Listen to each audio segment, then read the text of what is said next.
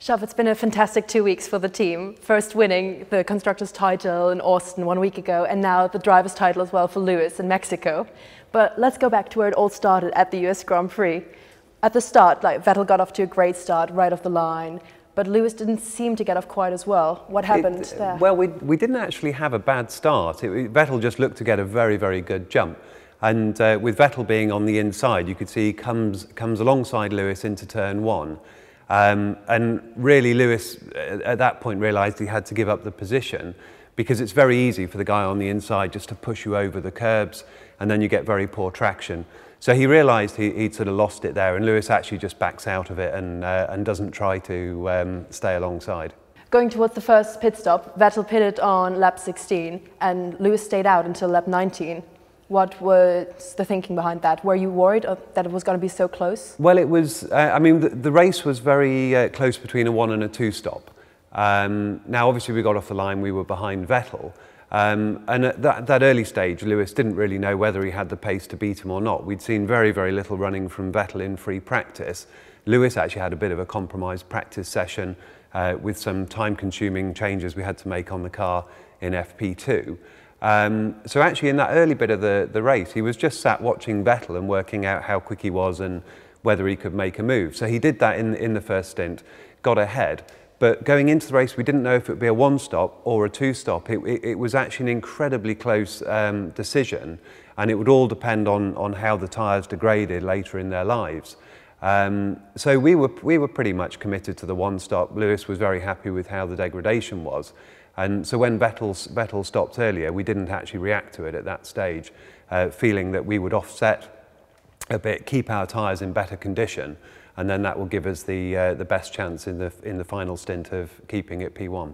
And then going to Valtteri's strategy, he pitted on lap 52 quite late in the race, but he was struggling with tyres and he was losing positions. Why couldn't he make the 1 stop work? Well, he'd picked up some damage. So we'd obviously seen other people converting to a 2 stop, so Verstappen triggered it first.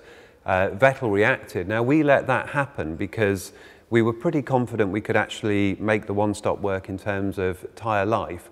We thought the 1 stop would be a better strategy, and we were worried if we reacted to Verstappen that we would actually let Ferrari have an easy run at 2nd and 3rd.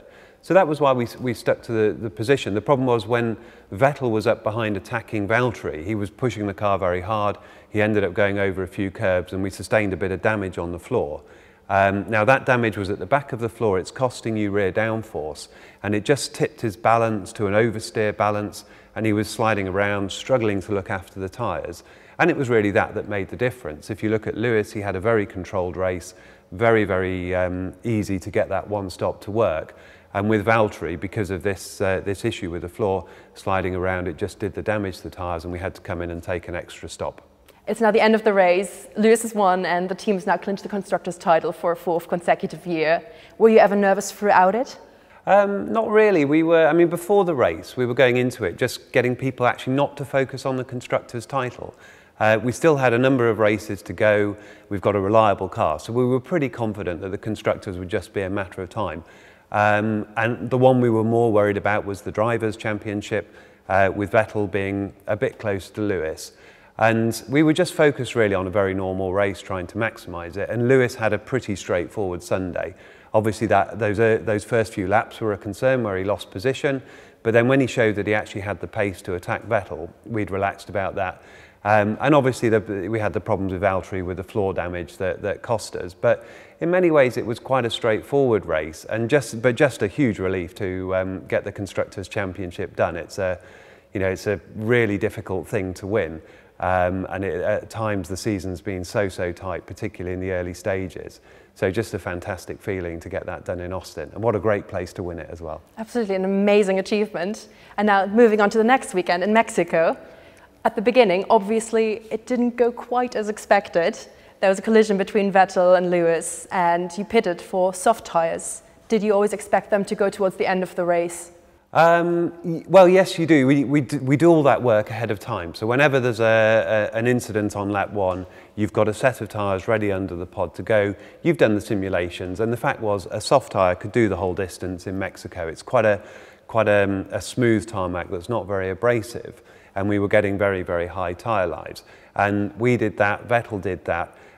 It's really because on that soft tyre you can benefit from other people when they come in, but also if there's safety cars, if they're stopping and you're staying out, you recover positions.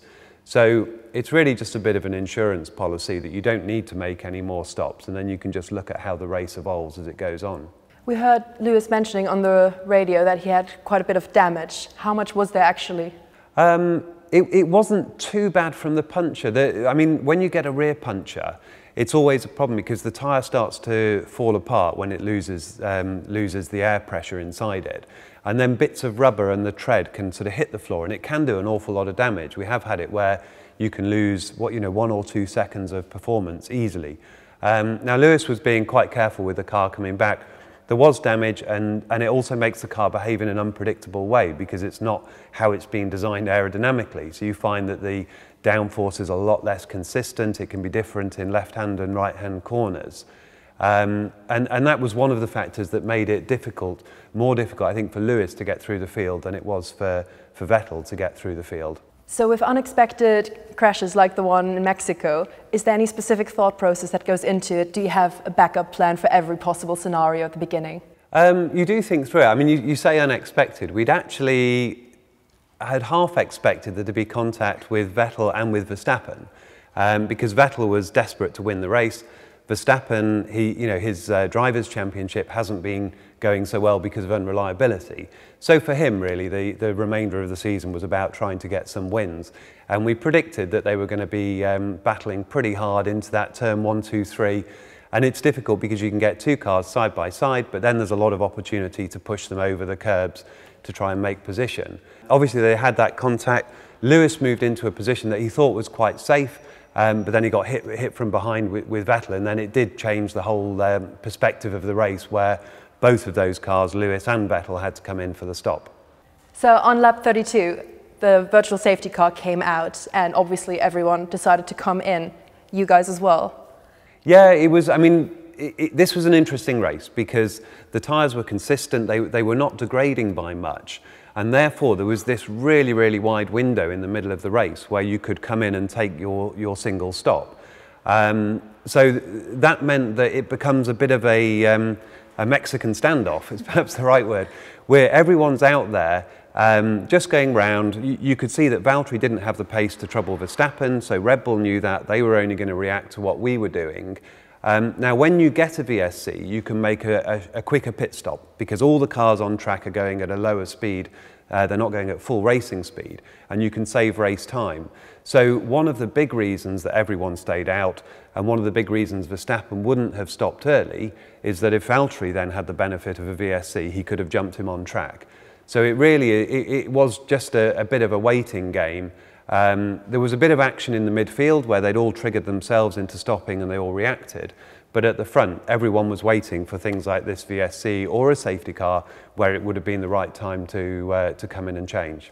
So during the virtual safety car, you changed Lewis's tyres from softs to super softs, as opposed to Vettel, who changed to ultra softs. What was your thinking in that? Well, I mean, the 2 tyres are pretty similar, actually. We were seeing from the free practice data that degradation was quite similar. Super soft maybe has a little bit less initial performance, but can go a bit further. But the deciding factor was we had a new super soft. And not knowing quite Ferrari's thought process, but they did have a new ultra soft, and that was probably what was the big factor. The reason we came in with Lewis was that we only lost 1 place. It was to Pascal, who we felt would be able to retake quite easily on fresh rubber. And Lewis was just struggling to get through the traffic with a bit of damage on his car, but also the soft tyre was quite warm by that point. And on fresher rubber, you get better exits, and it's just easier to get the drag on someone on that long straight and make a passing move. So it's the end of the race. Verstappen has won the race, but Lewis has clinched the driver's title. What was the maximum position you thought he could get to throughout the race? Pretty early on, we could see that something like a P8, even a P7, was going to be possible. It was all about how quickly we could progress through the field. But we're not just watching Lewis, we're also watching what's happening with Sebastian.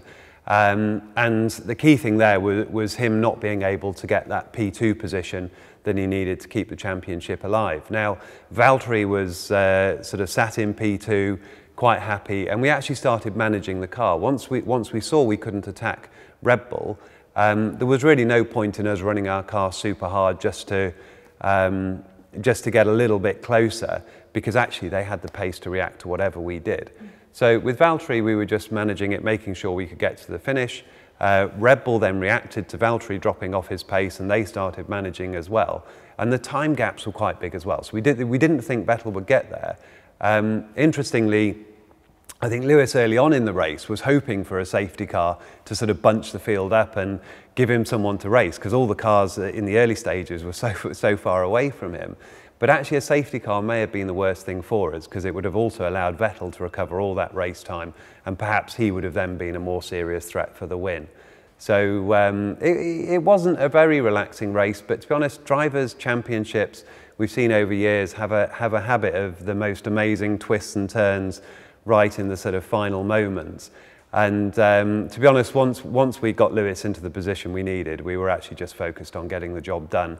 And we can now go and enjoy the next 2 races in Interlagos and in Abu Dhabi. Absolutely, and very well deserved. Thank you very much, Chef.